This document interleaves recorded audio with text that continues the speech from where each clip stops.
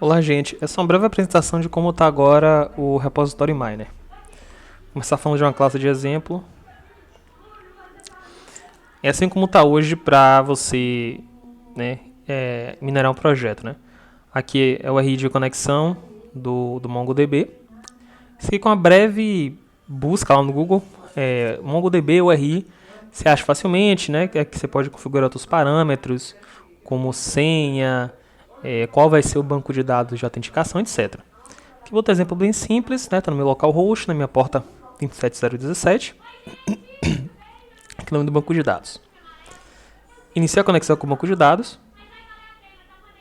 Que fica uma forma mais simples, né, do que você tem uma classe, tudo mais, que você setava as propriedades. E aí só com a string você já faz tudo isso. Não precisa de uma classe adicional para fazer esse processo. Aqui, posteriormente, aqui eu seto, né, as propriedades do repositório que vai ser minerado, o nome, descrição dele, o tipo de SCM. Aqui o caminho do repositório. Agora, uma mudança que eu fiz é que antes você só precisava passar o caminho do repositório, sem um .git.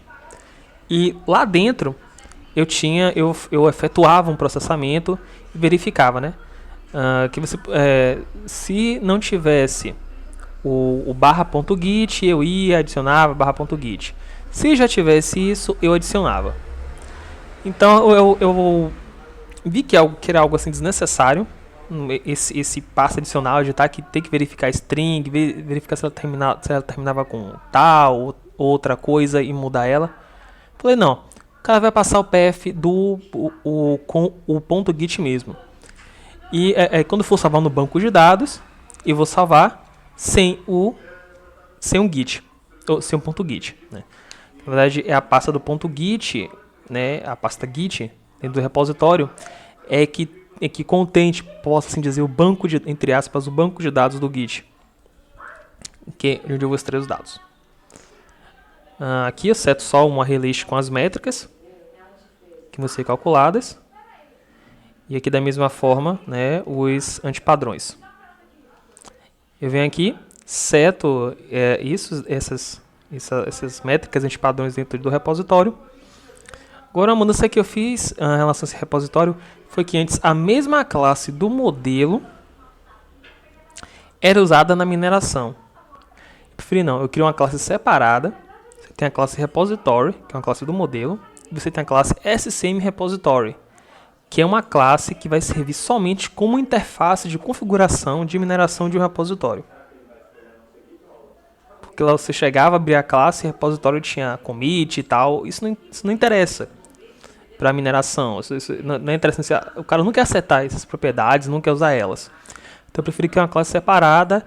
E além disso eu tive uma mais liberdade de poder colocar mais coisas, que eu vou mostrar um pouco mais para frente. Eu tirei aquela questão de enums para as métricas, factory e tal, porque eu vi que era um passo a mais que eu acrescentava e não trazia vantagem nenhuma. Então eu passava aqui antes o enum, e ao invés de criar aqui, eu criava um factory que gerava essas classes para mim. Sem contar que eu precisava de uma anotação lá. Ou podia ser uma anotação, podia ser um método, que me retornasse esse enum que identificava unicamente essa métrica. Então eu preferi tirar logo direto. Ele quer um tipo padrão, ele quer a métrica, ele passa a instância da métrica e vai embora. A mesma coisa aqui para os antipadrões. Ele setou aquilo e tudo mais. Pá. O mesmo vale também para os parsers, que antes era a IST Generator. Eu preferi chamar de parser. Acho que faz mais sentido. A classe aqui, repository miner. Aqui você pode setar um repositório, uma lista de repositórios. Você pode setar dessa maneira. Supondo que fosse outros repos que eu criasse, né? Eu posso ter mais e assim por diante. Ou posso criar uma lista também, se eu quiser. Criar aqui uma lista de SCM repository, blá blá, e passa assim como eu passo as métricas. E também, se o usuário não quiser criar uma lista e tudo mais, ele pode passar dessa maneira também. Cadê aqui? Só um exemplo, repo.set metrics. Pode passar, por exemplo, new atfd new cc e assim por diante, né? Ou dessa maneira, ou usando a lista, tanto faz.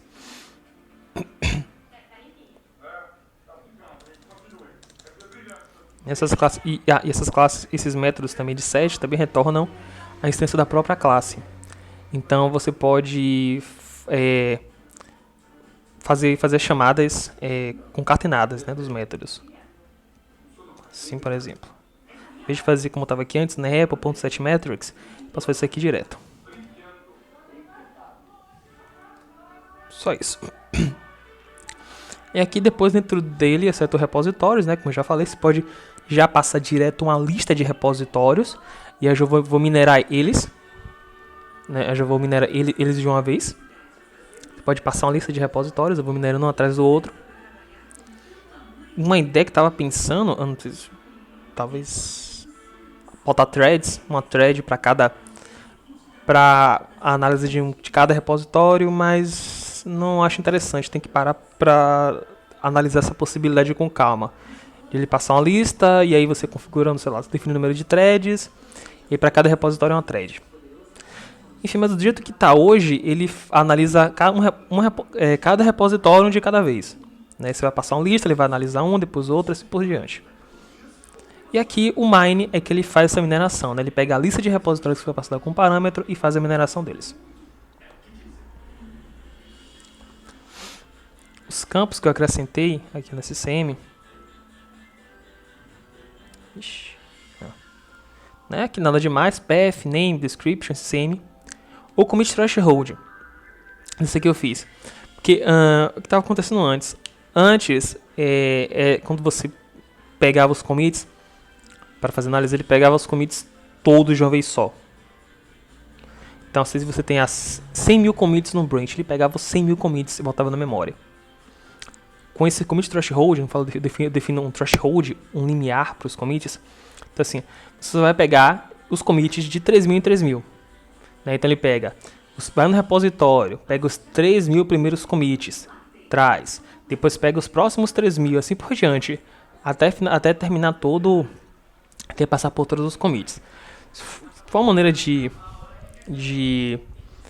economizar memória, porque quando você tem aliado a mineração, também um cálculo de métricas, você vai ter que manter as ASTs na memória e tudo mais. Então você já vai ter lá milhares de commits na memória, e ainda mais as estruturas de dados, as ASTs, tudo mais que eu preciso para fazer a parte de métrica.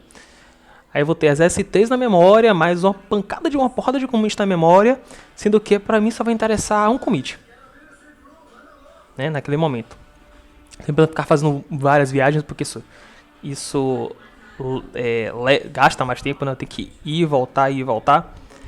Então aqui eu não peguei um de uma vez só, mas eu defino um limiar. Você pode definir um limiar. Então, se você tem memória suficiente, você pode botar aí 10.000, 20.000 à vontade.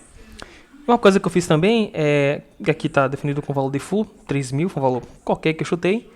Se lá durante a análise você setar aqui 0, repo.set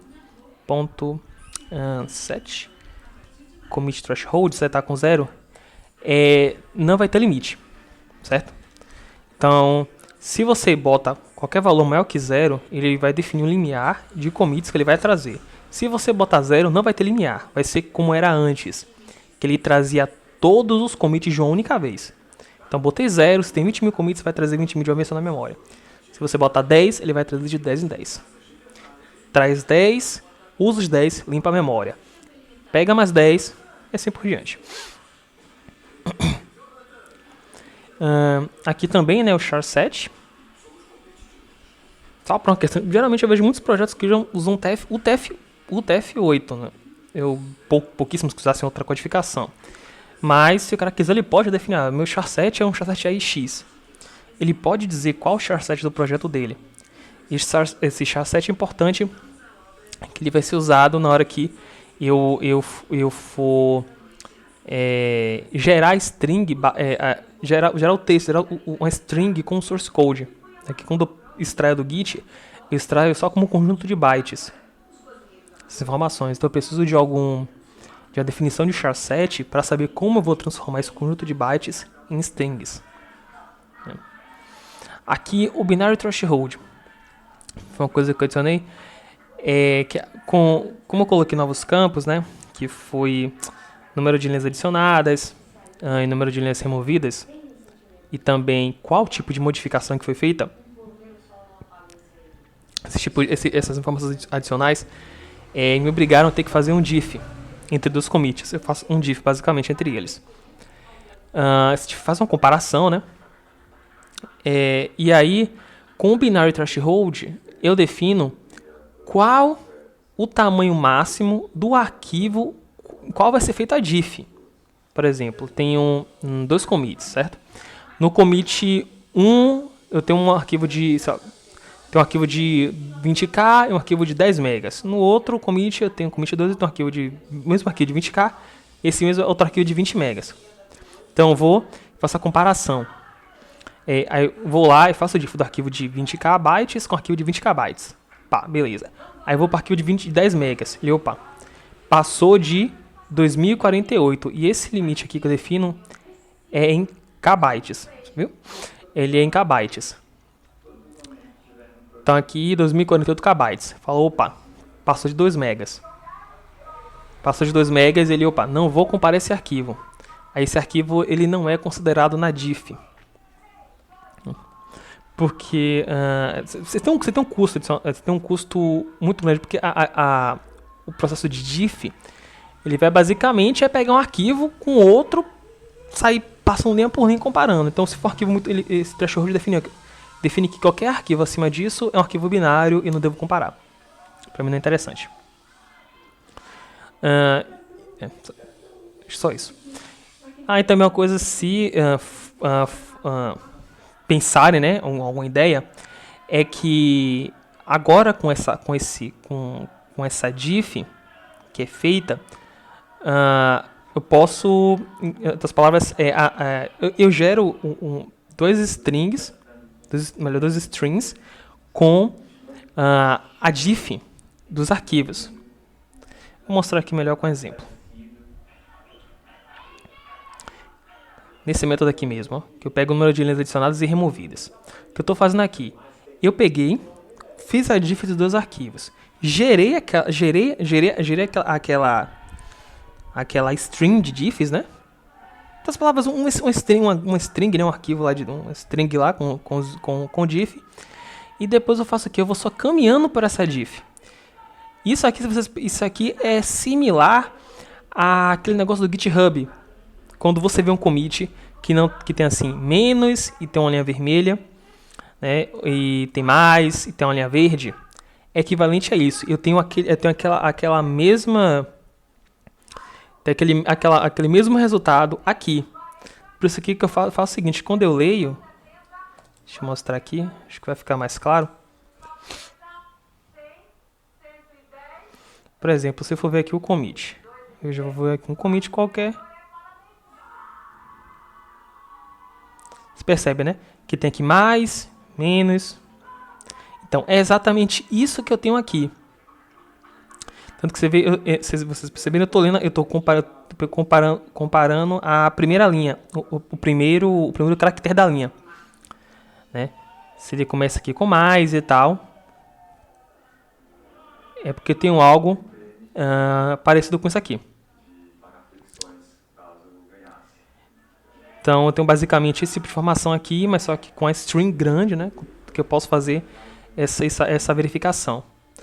Então, por isso que eu defino esse threshold, porque se fosse deixar todo mundo passar, ia ficar uma coisa absurda. Imagina um arquivo, um jar lá de 5 megas. Para analisar isso demora muito tempo.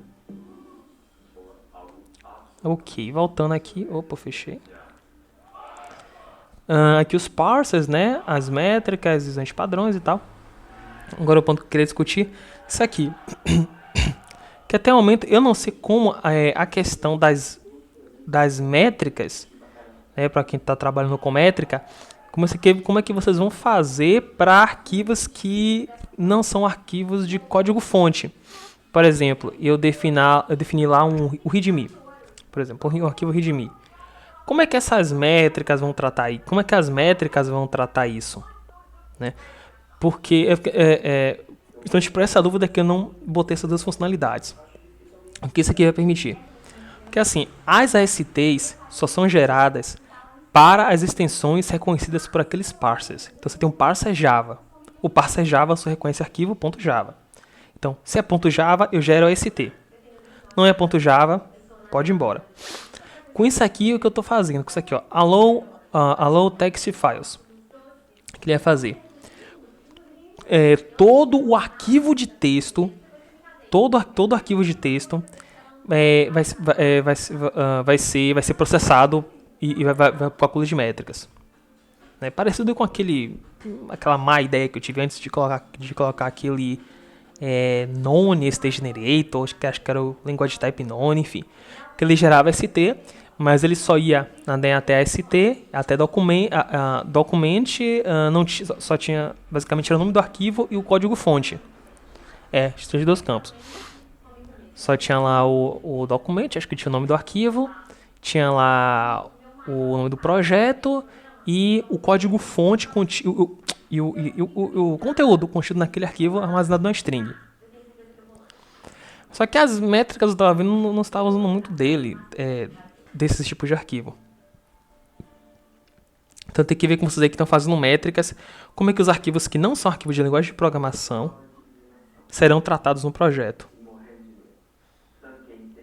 Né? Se eu devo colocar eles no ST, que é usado para cálculo de métricas, se eu devo colocar eles, criar uma estrutura nova para eles, não sei direito. Mas com isso aqui eu posso, com esses dois campos aqui eu posso permitir que, o primeiro, isso daqui, que qualquer arquivo de texto vai ser processado. Qualquer arquivo não precisa de nenhuma verificação de extensão. Isso geralmente, para isso tem uma técnica que é a verificação dos bits, eles chamam de bits mágicos. Né, que você pode verificar, se não me engano, para o TF8, eu acho, para arquivos TF8, arquivos de texto, acho que são os 3 primeiros bytes do arquivo, que ele identifica o tipo do arquivo que você tá usando. Tem aquele conjunto de bits identifica que aquele arquivo é um arquivo de tipo texto. Né? Também tem verificação de MIME type. Enfim, essa verificação é tranquila de fazer, eu sei como fazer. Ou faz a verificação de MIME type, ou faz a verificação dos bytes mágicos. Eu vou trabalhar com as duas técnicas. Primeiro ele vai fazer a verificação de bytes mágicos, que é mais prática. Eu pego os 3 primeiros bytes do arquivo. Se ele não conseguir encontrar, porque geralmente isso não é garantia. Tá valendo que isso não tem garantia nenhuma, geralmente alguns arquivos colocam, outros não. Você vai depender de que programa você usou para gerar aquele arquivo. A verificação mais extensa, a verificação de mais demorada, né, seria a verificação de MIME type. E aqui, caso ele prefira, se ele não quiser todos os arquivos de texto, vai ser que extensões ele vai permitir que sejam processadas. Não quero processar todos os arquivos de texto, mas eu quero processar arquivos, arquivos .html. Tem um projeto Java aqui, tem uma documentação. Eu quero processar todos os arquivos .html, CSS e JS. Então ele passa aqui, HTML, CSS e JS. Então ele vai fazer o quê? Isso aqui ele deixa como falso, né?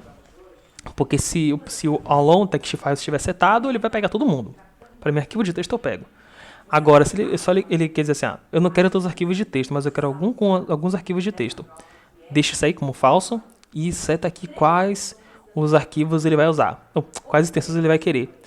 Então, com HTML, CSS e JS adicionados a essa lista, né, ele iria pegar os arquivos .java e também iria processar os arquivos .html, CSS e JS. Né. É só um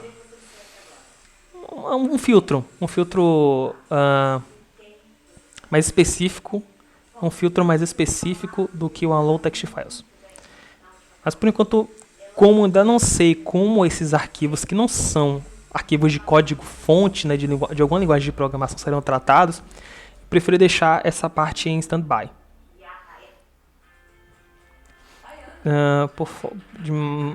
Acho que é só isso nessa parte. Vou mostrar como estão os bissons. Aqui eu já fiz previamente, né, uma análise para não perder tempo. Aqui são os testes que eu estava fazendo. Fiz testes com repositórios grandes, como por exemplo o repositório do Tomcat, que tem mais de 32 mil commits lá. Demorou coisa de 1h20, 1h30, eu acho. Não lembro, foi coisa mais de 1 hora, mais ou menos. Foi até mais ou menos entre 1h30 e 2, que eu não botei nada de tempo e mais. Basicamente deixei rodando, depois fui dar uma olhada. Falei, foi mais ou menos esse tempo. Então foi uma coisa mais ou menos na faixa de umas 2 horas, botando pra cima. Isso mesmo. Isso, e ele funcionou perfeitamente. Então, 2 horas, né? Foi o tempo aí. Ele foi, analisou o repositório do Tomcat todo e salvou e calculou todas aquelas métricas e todos aqueles antipadrões. Isso em 2 horas. Coisa que na versão antiga do MySQL te deixava rodando aí 4 horas. Eu deixei rodando no computador aquela versão que quase 6 horas. E mesmo rodando por 6 horas, a análise não tinha terminado. Aqui, em 2 horas, menos, a análise finalizou com sucesso. Não foi o ver. Quis mostrar para vocês aqui. Acho que não aparece. Não sei se vai aparecer aqui. Foi o V ou foi o V2? Não me lembro qual foi.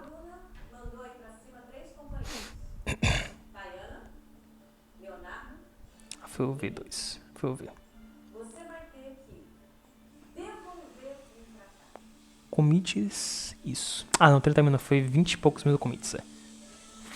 Não lembro a quantidade de commits ao certo. Mas aqui, por exemplo, ele fez a análise. Para vocês terem uma noção, foram 28.896 commits. Aqui o commit analysis, né, vou chegar aqui, esse documento que armazena os valores de métricas e tal. Ele chegou a 75.699. Eu não sei se vai aparecer na gravação. Deixa eu botar aqui. Porque eu tô clicando em cima e aparece uma caixinha, né? Então se vai aparecer na gravação. Aqui mostrando. Ele tem 75.699. O tamanho dele é pouco mais de 1 GB. Só essa coleção, pouco mais de 1 GB. Tá aqui. Aqui os commits que foram analisados.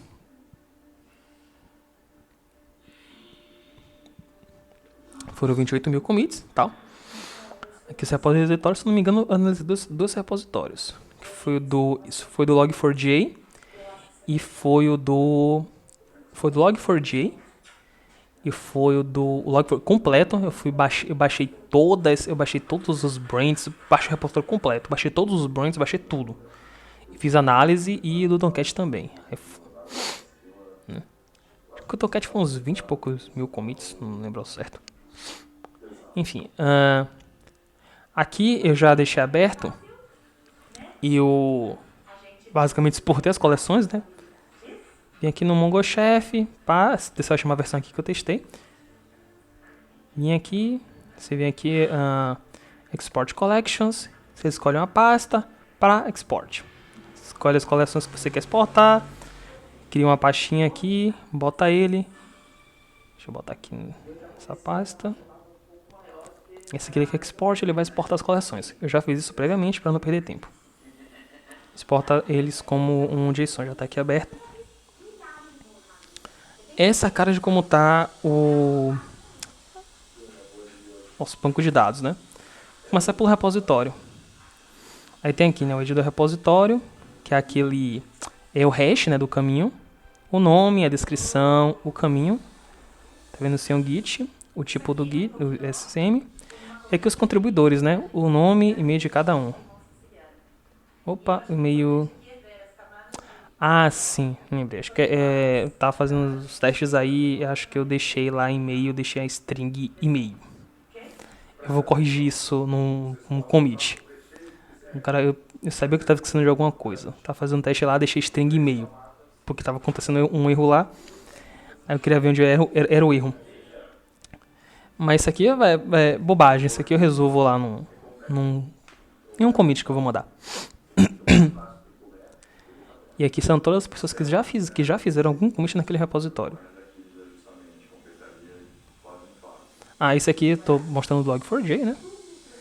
Que essa última análise eu fiz os testes com Log4j, nas últimas modificações que eu fiz. Aqui o ID da referência. Tá? Aqui o ID do repositório.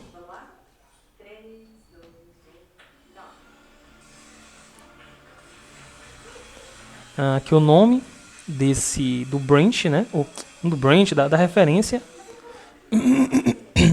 Aqui o full name, né? Que é como o Git identifica. Como o Git identifica ele. Eu agora não lembro como eu gerei esse ID. Isso aqui não é um ID gerado automaticamente pelo Mongo. Se eu não me engano, acho que eu fiz um SHA-1 do caminho do repositório com o caminho com o nome completo da referência. Só verificar isso aqui rapidinho.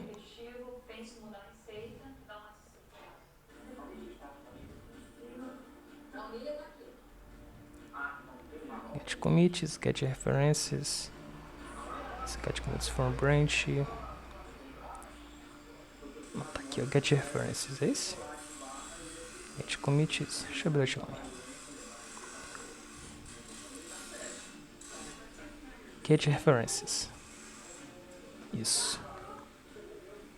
É exatamente isso. Só para confirmar. Se você quiser buscar logo de uma vez só, né? Eu só faço um hash, SHA-1, do caminho do repositório barra o nome completo da referência. Então seria, se você quisesse buscar no banco de dados, por exemplo, seria essa aqui: home, Felipe, git log4j, barra, refs, barra, head, barra master. Maneira mais rápida de buscar no banco de dados. Esse full name aqui, na verdade, é como o Git realmente identifica ele.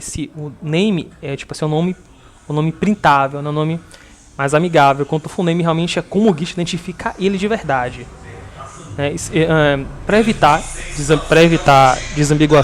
ambiguidade, tá? Você tem uma tag, você tem lá uma tag e você tem um branch com o mesmo nome.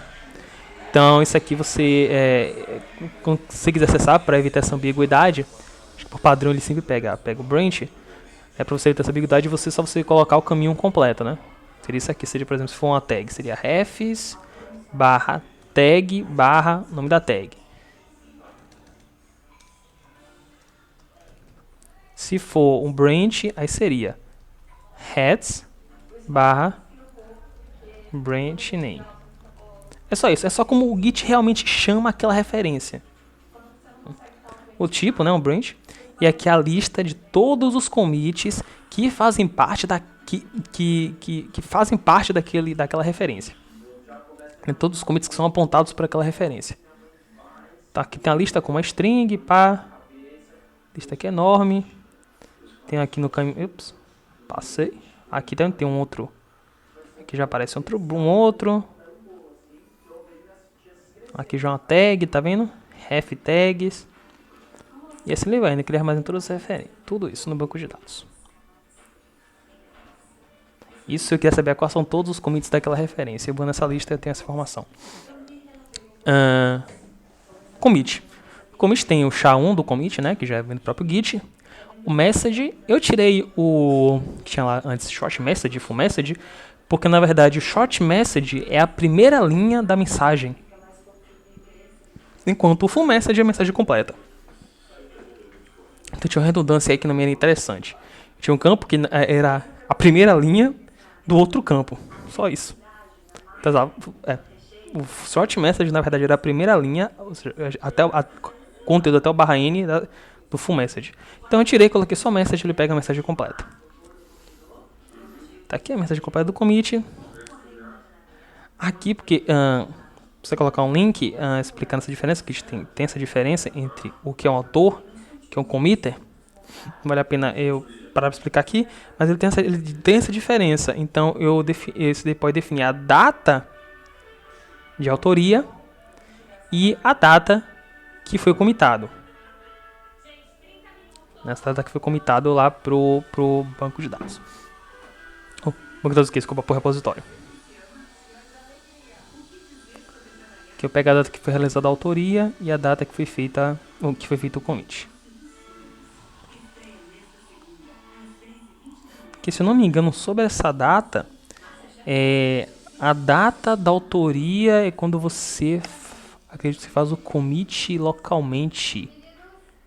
E o commit é quando você manda pro repositório, não tenho certeza, tenho que verificar. Tem até eu vou até mandar no link, tem até um post do Stack Overflow explicando isso. Vou até pegar ele para dar uma revisada também nesse tópico, que eu já não me lembro mais, que eu já li ele tem algum tempo.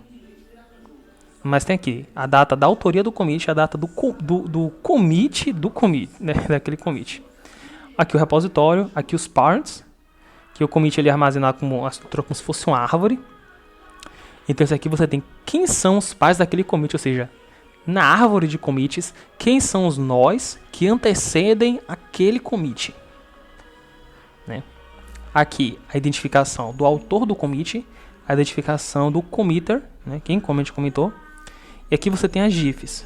Vou pegar aqui, já tem mais coisas.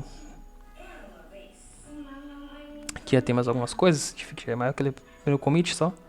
Aí ele tem aqui o path e o old path. Isso aqui tá com um bug que eu vou resolver, que na verdade o path era sempre para ser setado.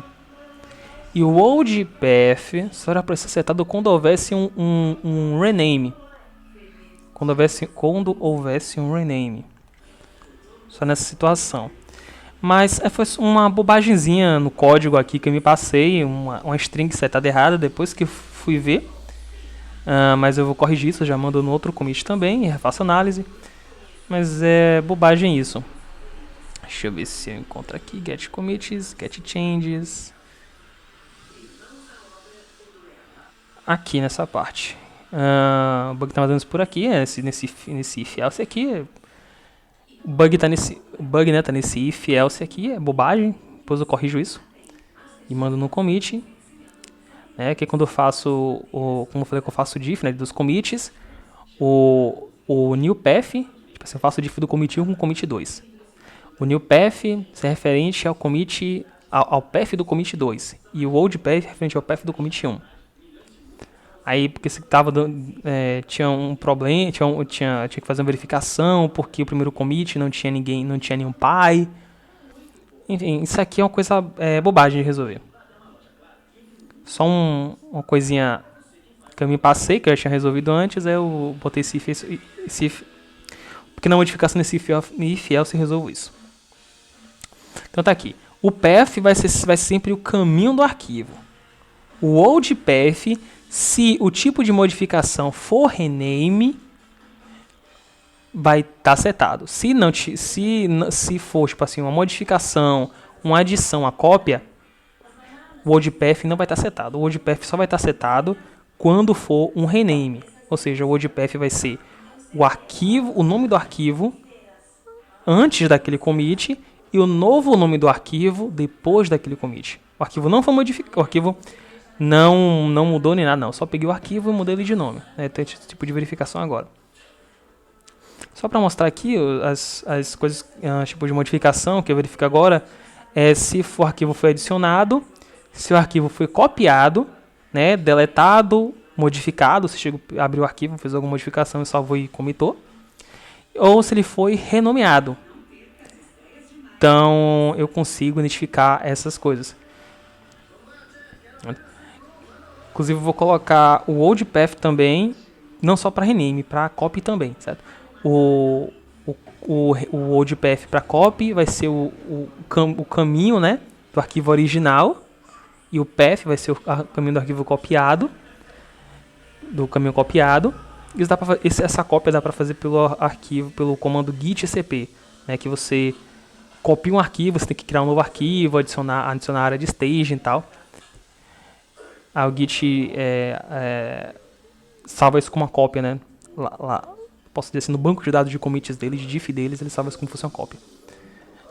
Então, no caso da cópia, o old name vai ser o nome do arquivo original e o name vai ser o path, aliás, desculpa. O old path vai ser o caminho do arquivo original e o path vai ser o caminho do arquivo, né, para onde ele foi copiado, né? E o rename antes e depois da renomeação. Aqui um hash do arquivo, que gerei um hash do path. Isso aqui para facilitar a busca, porque à medida que o banco de dados for crescendo, porque no meu caso o meu caminho tá pequeno, mas para caminhos muito longos isso vai crescer bastante. Então eu quero buscar todas as modificações feitas num arquivo X. Se eu pego o arquivo, gero o hash dele, pego esse caminho dele aqui, gero o hash, faço a busca no banco. Porque no caso do Windows ele tem um limite, não lembro certo, de 456 caracteres, mas no Linux não tem limite. Porque esse aqui eu botava um caminho aqui monstruoso de 1000 caracteres. 1000 caracteres. Então com isso aqui eu ganho tempo na busca, né? Porque eu converto essa string de tamanho variável para um tamanho constante, que é de 40 caracteres. Isso aqui é só um hash para adiantar a busca. Aqui o número de linhas adicionadas, o número de linhas removidas naquele commit, comparado ao anterior. Comparado ao anterior, quantas linhas foram removidas e quantas linhas foram adicionadas. E por fim, o tipo da modificação. Deixa eu ver se tem mais alguma coisa aqui. Não, acredito que seja. Nossa, o commit está muito grande. Deixa eu pegar um menorzinho aqui. Não, a lista de diffs é essa. E aqui a análise, né, das métricas lá. Só fiz um pouco de... Eu mudei, praticamente não mudei absolutamente nada lá nas métricas. E eu só mudei... as métricas estão intactas. Eu só mexi mesmo na camada abaixo das métricas, né. Eu fiz algumas mudanças lá, como o documento era gerado, eu modifiquei isso. Aqui o ID, que é gerado automaticamente pelo Mongo. Você vê esse Object ID. O commit, a qual está relacionado. O nome do arquivo que eu estou analisando. Certo? O caminho do arquivo. Aqui o repositório. E um hash do arquivo. Né? Tá, eu quero saber quais foram todos as métricas calculadas, tipo assim, melhor, eu quero criar um timeline de evolução de um arquivo, né? E todas as métricas calculadas sobre ele. Você pode vir aqui, gerar o hash do arquivo e fazer a busca pelo hash. Isso é mais rápido do que buscar pelo arquivo, pelo nome do arquivo mesmo, né? Porque o banco vai crescer bastante ainda. Então é só isso, só para acelerar a busca. O file do hash, esse aqui vai aparecer em vários lugares, né? Então aqui eu tenho um commit, o hash do commit, nome do arquivo, hash do repositório, hash do arquivo. O que vem mudanças que eu fiz? Antes vocês já colocavam direto aqui, na parte de métricas, já tinha que arranjar direto, né? CC, ATFD, e tal, as métricas, já estava direto. Só na parte de antipadrões que tinha essa divisão. Algo como que já está. Deixa eu chegar lá em cima. Nossa, esse aqui está muito grande. Algo como já estava. Isso aqui já estava mais ou menos nesse modelo. Aí eu mantive, basicamente, só trouxe também a parte de métricas.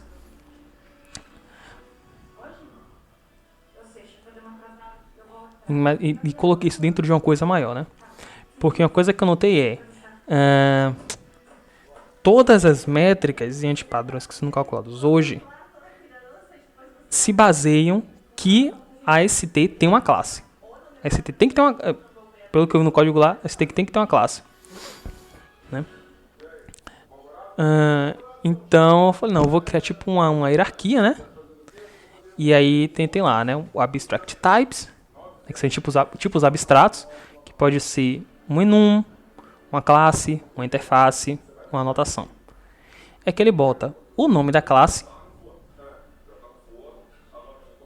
aqui o tipo da declaração, ou seja, isso aqui é uma classe, uma interface, e o hash. Esse hash já era gerado, eu só fiz uma pequena mudança no hash. Aliás, não, o hash se manteve. Só mudei uma partezinha do código lá como ele será feito, mas a forma como o hash que já era usado antes está mantida. Que era o quê? O caminho do repositório, caminho do arquivo, caminho do repositório barra caminho do arquivo, o caminho do arquivo dentro do repositório barra o nome da classe. Só que antes o nome do arquivo não continha o seu caminho canônico e só continha um caminho dentro do repositório. Por exemplo, você tem um caminho barra home. Exemplo, antes estava mais ou menos assim. Eu vou copiar aqui e vou colocar isso como exemplo. Antes estava mais ou menos assim. Como está aqui nessa linha que eu botei aqui.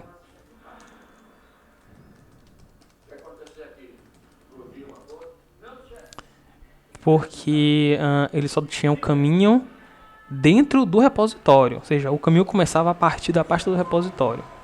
Então, basicamente, só fiz tirar o repositório getPath, porque já estava lá. Então, o hash basicamente é gerado com esse caminho todo aqui do arquivo, né? Barra o nome da classe, que é socket_up_appender. Similar que já achei que já era feito. Isso aqui seria a geração do hash. E aqui vem, dentro dessa classe, quais são as... Porque um arquivo pode ter várias classes no Java, né? Dentro de uma classe, quais são as métricas que estão sendo calculadas. E tem aqui ATFD, o ATFD que é acumulado para a classe, os métodos, a lista de métodos aqui, o nome do método, qual o valor do ATFD para ele, aqui o nome do método, o ATFD para ele e assim por diante. Mesma coisa para CC, né? CC acumulado para essa classe, os métodos, o CC de cada método, e assim por diante para as outras métricas. Né? O acumulado, se no caso não teve, não tem aqui. No caso isso é, aí tem que modificar essa métrica, mas eu não cheguei nem mexer nas métricas. Mas aqui tem um malloc, tem um acumulado, mas tem aqui o número de linhas de código para cada método, assim por diante. Descer aqui para os padrões, e aqui tem os antipadrões. Bring método, aqui tem o método, aqui tem false, true, se ele é bring método não. Tá praticamente a mesma coisa, né, como já estava antes. E só pro o básico de repositório, deixa eu terminar aqui antes. E que isso aqui ele fecha a parte de métrica, ele é basicamente muito parecido com o que já estava antes. Prefiro não mudei pouquíssima coisa, que é para trabalho que já está feito aí, só tem que mudar uma pincelada aqui e acolá e já está em conformidade com essas minhas modificações. Só uma coisa, para essa classe, para as classes de commit analysis, né, eu não criei nenhuma classe de modelo e tal, porque só criei para a classe de análise de repositório mesmo, não a parte de métrica, porque a parte de métrica, padrão, você não sabe o que esperar. Tipo assim, você pode fazer inúmeras coisas, tem uma classe lá que tem que ter um monte de coisa, quando na verdade para aquela métrica você acertar uma coisa ou outra, preferi não. Vou deixar o cara mesmo, para cada métrica, ele vai definir o documento do jeito que ele quer. Ele vai definir lá o BSON document do jeito que ele quer. Então, para métrica, assim, para base de métrica antipadrão, não tem modelo. Então, no próprio documento, como eu estava antes, no próprio documento você define como você quer. Deixa eu ver se nada. Já mostrei como estão as exibições. Fala da parte da persistência. Fala das métricas. Na parte de persistência, eu já botei os handlers, que é a ideia de Davi, né? Eu só fiz algumas pequenas mudanças, que eu vi que tava uma bagunça nos handlers. Esses métodos estavam aqui no document handler, os outros métodos também, esses mesmos métodos estavam também no connection, tava uma bagunça. Eu fiz uma geral, coloquei tudo aqui. Inclusive acrescentei mais métodos. Uma mudança em relação às consultas que eu não vi antes eu acrescentei foi a projeção. No caso, os métodos que já estavam aqui, eu mantive a projeção como nulo, né, porque eu não sei assim como eles estavam sendo usados. Mas a ideia da projeção, você vai dizer o que você quer trazer naquela consulta, porque no Mongo, se você não define o que você quer trazer, ele vai trazer tudo. Então, por exemplo, eu tô aqui, eu quero trazer, sei lá, eu tô aqui nessa classe de commit analysis e eu passo esse ID aqui, trago, mas na verdade o que me interessa só é o repositório, só é a métrica CC ou só o nome do arquivo, por exemplo. Do jeito que estava antes, você não tinha como filtrar. Ou ele trazia tudo, era tudo ou nada. Então, quando eu fazia uma consulta por ID, ele trazia tudo. Então, isso podia pesar muito na memória, né? Que imagine, eu quero trazer, enfim, então ele vai trazer tudo. Então, eu não tenho como filtrar o que eu quero ou não quero trazer do banco. Eu ia trazer tudo de uma vez só e inundar a memória com muita informação, quando na verdade eu queria só um grãozinho daquilo. Adicionei aqui nas consultas das projeções, que nas projeções você pode definir o que é que você quer trazer na consulta. Isso aqui de uma maneira, você vê bem abstrata, bem branda aqui, ó, você vê que bem abstrata.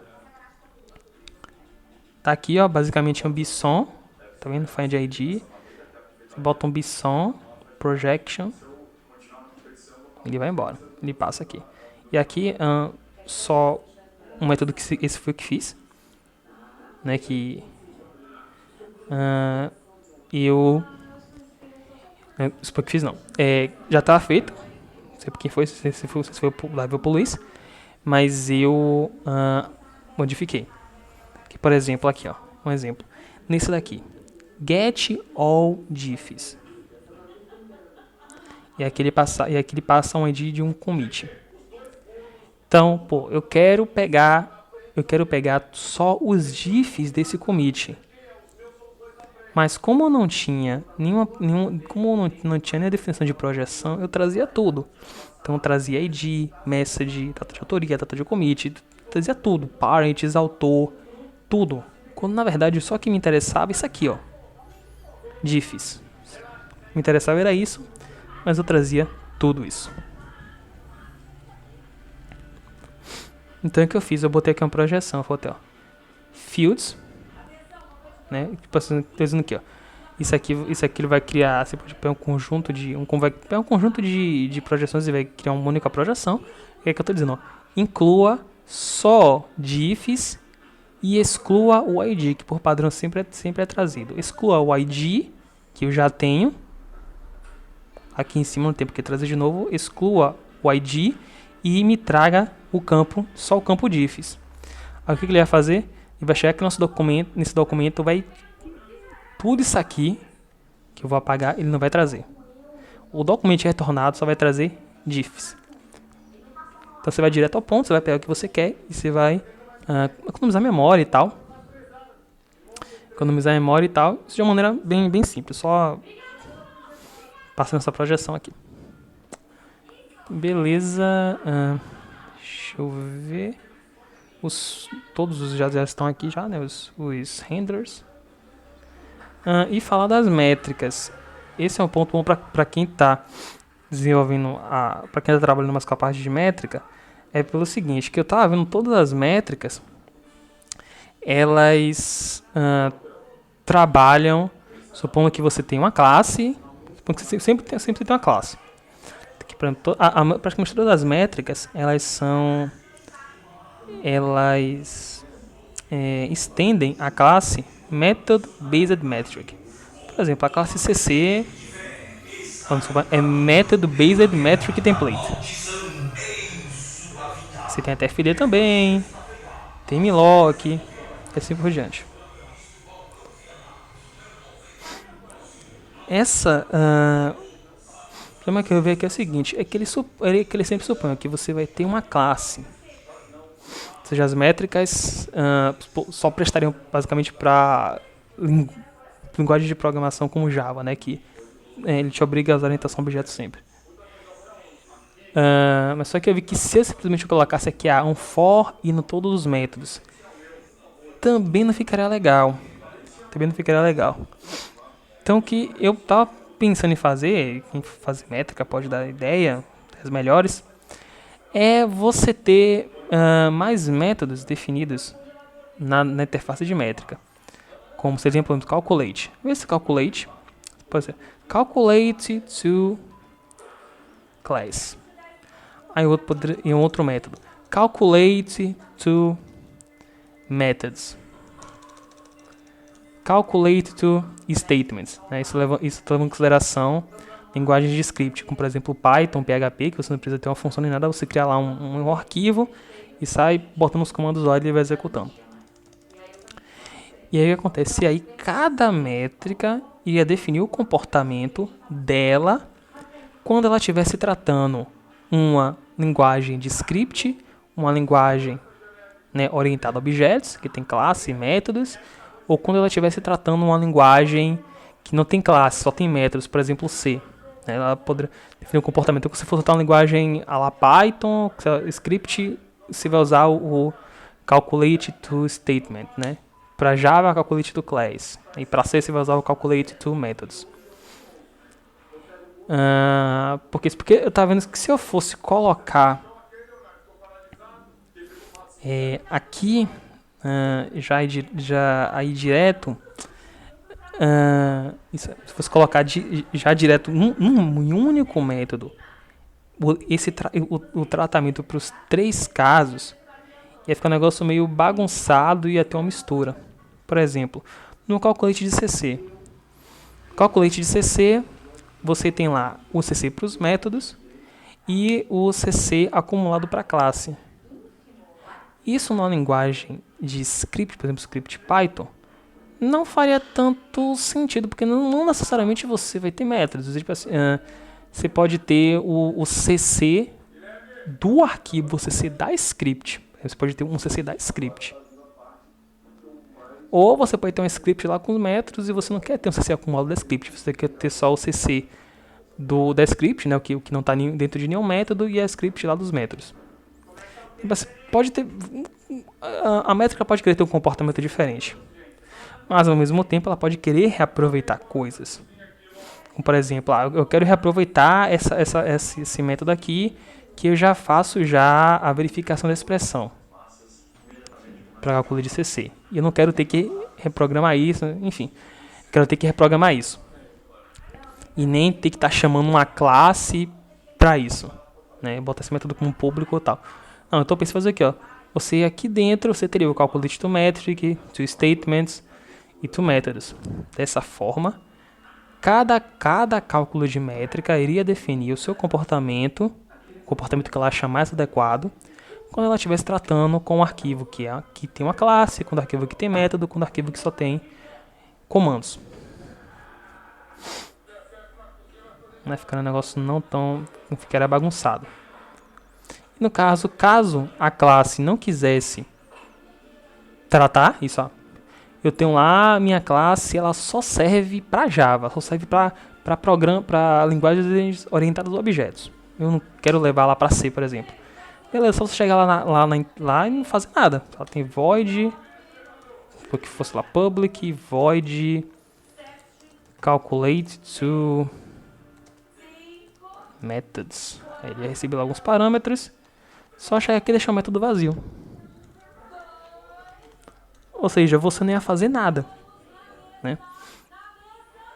E além disso, recebendo um document, cada classe ia ter a liberdade cada método ia ter a liberdade de tratar como ele quisesse o que vai para o banco de dados. Por isso que eu não quis definir, porque você tem muita possibilidade aí dentro. Por isso que eu não quis definir um modelo. Então, cada método vai ter a liberdade de tratar como ele quiser, porque ele vai receber o documento diretamente. Ele mesmo, né, preparar, né, o que é banco de dados. E aí, na hora quem for pegar essa métrica no banco de dados, aí ele vai ter que estar ciente, eu vou estar pegando C6. Você tem uma forma de pegar assim assado, que não se encaixa como eu pego uma outra métrica. Deixa eu ver se esqueci alguma coisa. Não, eu já falei aqui da métrica. E além do mais, porque eu também queria deixar o commit analysis bem organizado. Então, por exemplo, aqui vocês estão vendo que eu tenho logo no topo abstract types. E eu tenho para esse tipo abstrato, para essa classe, né, tudo que eu colo sobre ele. Mas eu poderia querer também ter aqui methods. Isso aqui ser uma coleção. E aqui eu ter, por exemplo, metrics.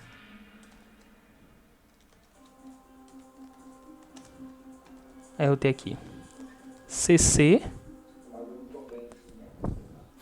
né? E aqui eu teria o cc para cada método. Eu teria name, o nome do método. E aqui eu teria value, que seria o valor do cc para aquele método. E aqui eu teria o valor do cc para aquele método.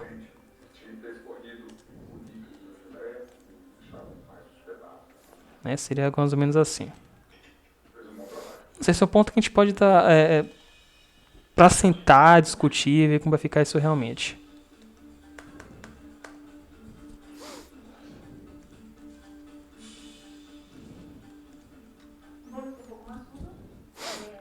E eu defini esse ponto. Não consegui realmente pensar em nenhum nome muito melhor que isso. Commit Analysis, né? Por que eu quis fazer isso? Porque eu quero voltar com as métricas de projeto, né? Que não levam só aquele diff, os arquivos modificados naquele commit em questão, mas levam em conta o snapshot do projeto naquele momento. Ou seja, o snapshot, o estado do projeto como um todo naquele commit, no momento daquele commit. Por exemplo, uma métrica como fan-in, fan-out, você precisa, não dá para você levar só em consideração o diff, o commit, tem que levar em consideração todo o projeto. Agora, para esse tipo de cálculo, eu vou criar uma estrutura, vou criar um collection diferente.